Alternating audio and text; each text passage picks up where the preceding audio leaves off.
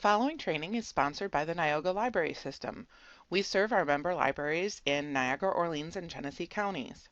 You can always visit our main web page listed here at niaga.org, or certainly visit your local library homepage and use your library card to get access to streaming videos, downloadable music, audiobooks, ebooks, and even more from the comfort of your own home. Thank you. Hello. So, as always, it's great to see everybody today.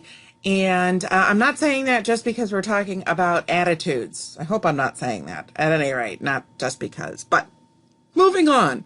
So talking about soft skills opposites, of course, one of the better soft skills is having a positive attitude. But it's actually hard to find. We know what negativity is. We know what it is when we see it, but it's hard to find examples and things of that. So not hard to find, but we just generally don't like negativity. And there's a couple of very interesting things that I found here. So let me move along. As always, I approach the topics with caution. All people we know. People who are negative, and we all dish out negativity from time to time. Everything I am saying, you need to take with a solid grain of salt, and I am looking firmly in the mirror, literally, because I can actually see myself on the screen. Okay, so sometimes distance is just best for everyone. Distance, as far as that goes, is not just physical. A pair of headphones, watching comedy on YouTube, being in the gym, that can create enough of a barrier, a distance, where we can get our maybe get our attitudes on right again. So let me start again, always very carefully with negative attitudes, and then end with some tips on actually building a positive attitude. And this becomes important because we are an accumulation of so many things, we as people. So it's really important to keep the idea that these soft skills are things that are buildable. We can really work with them and develop them. And when push comes to shove and worse comes to worse, you can always fake it till you make it. But as always, I have my references here. I will put them in the description on the YouTube video. And without further ado, let's get right into this. And I found this table, a comparison of negative and positive attitudes, from the ARCSA, ARCRSA blog spot. So it was just, and again, focusing on the negative and negative attitudes. You might be passive and nervous, tired and sluggish, divided, indecisive, insecure, out of balance, heavy and slow, feel that way, very low, full of problems and conflicts, insecure, afraid and not daring, or anxious about your performance in any way, shape, or form. It could be a physical performance, mental.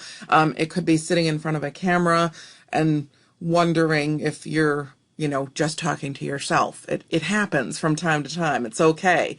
So we try and maintain a positive attitude. So how do we actually do that? When we are feeling negative, talk about a list on, Trudy Griffin talks about a list of dealing with negativity.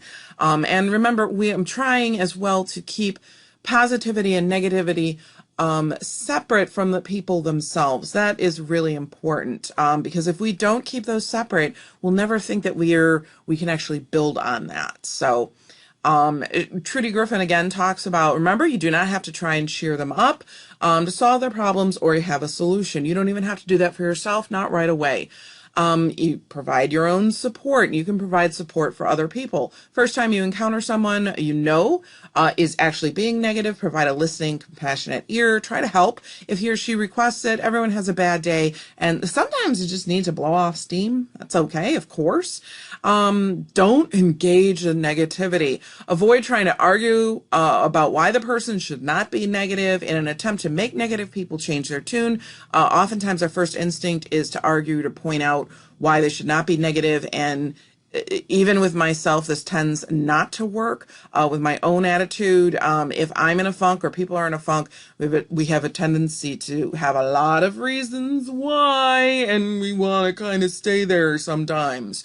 So you can use what she calls appreciative inquiry. And questions might include, what would you hope would happen next time? What turned out to be positive about the experience? And sometimes we just need to steer the conversation away and over to something a little more neutral. And or it could be positive. I might start talking about my dogs or my cats, or ask what you're doing for the weekend or what plans are or whatnot. So now this might lead to better things. And now moving over to Raj Raghunathan. I'm really sorry if I know I mispronounced that, but he writes in Psychology Today, what is the single biggest determinant of your happiness? The answer to this question, as you probably already know, is not wealth, fame, beauty, or power. Rather, it is how others, particularly those closest to you, such as friends, family, and colleagues, treat you. Yikes. Okay. When people close to you are nice to you, you can't help but feel happy. When they mistreat or avoid you, you're bound to be unhappy.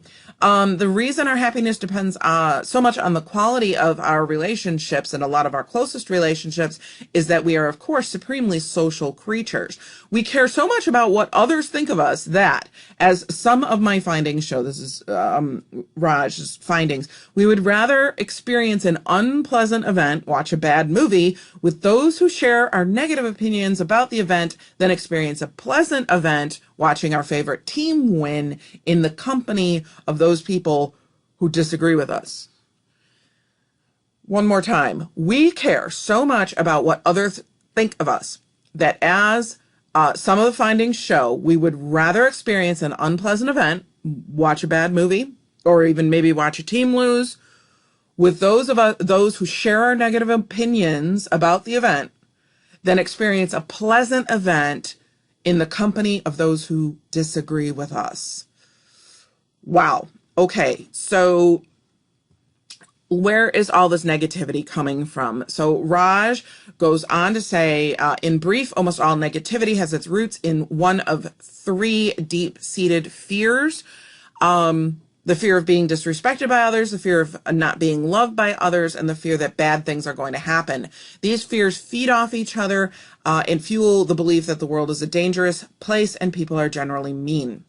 This is vital in understanding why some might be acting negatively. It's also vital to attempt to separate the attitudes, both positive or negative, from the individuals. We like to associate positivity or even negativity with a person. Success breeds success is a very common theme in the sporting world. But the more we focus on the process here and not individual people, the better we can start to control our own attitudes.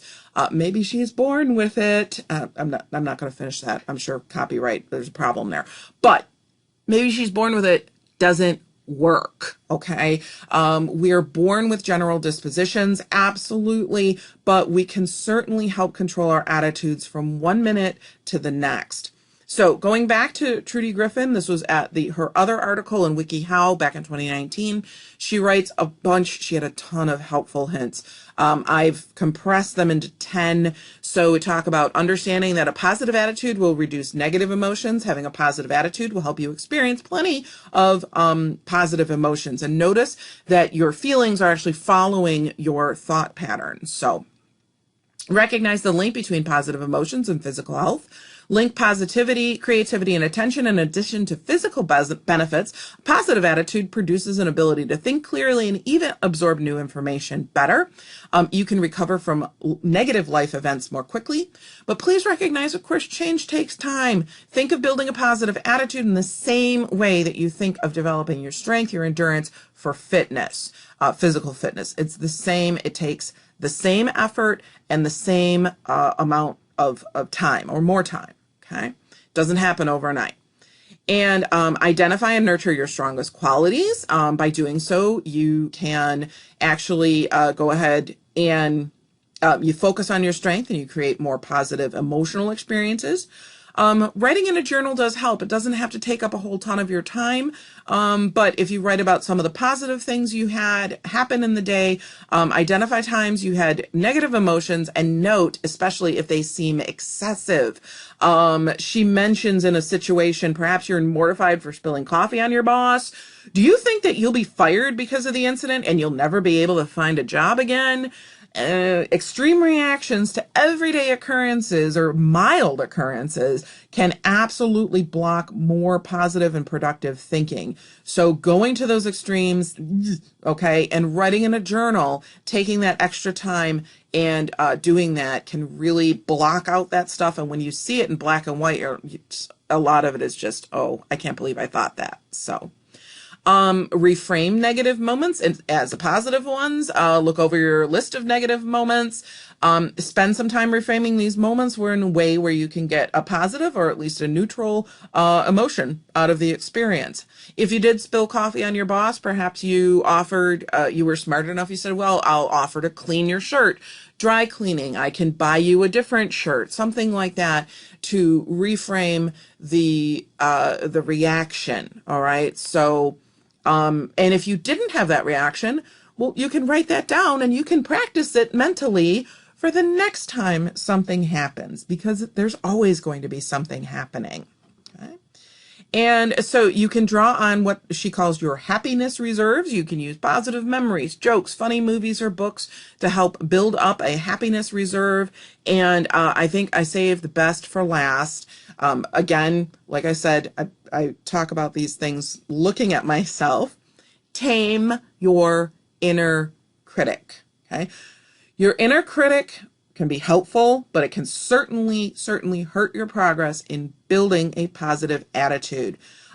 For example, perhaps your inner critic called you a dummy for spilling coffee on your boss, and your inner critic puts you down all the time as it's nasty to you. Reflect on times your inner critic says things like this, and you will gain more insight into the times and situations when your inner critic comes out, and you can start then to challenge those thoughts. It's a little funny because it's a bit of a fight with yourself, but in that fight, you are building those positivity muscles, okay? And that becomes really important. So good luck. I do wish you all the best, and we'll see you in the next video.